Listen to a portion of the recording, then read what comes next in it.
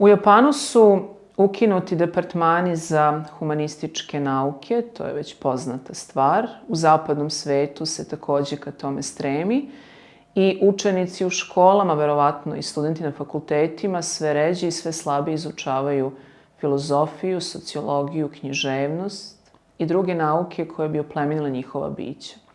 Pitamo se da li je ovo slučajno ili je u pitanju tek trend, odnosno da li je ovo namerno i da li se neko zaista poigrava našim obrazovnim sistemom. Rekla bih da ništa nije slučajno, dakle da je ovo sve i namerno i da svi ovi odseci koji neguju kritičku misao treba da budu isključeni iz našeg obrazovnog sistema kako ne bi ponegovali kritičku ideju o tome svetu i kako bi učenici bili naučeni da misle robotski, odnosno da ne preispituju sadržaje u kojima učestvuju. I ovo svakako nije pitanje okolnosti ili trenutka, već jedne tendencioznosti koja u našem zapadnom društvu postoji sigurno već decenijama.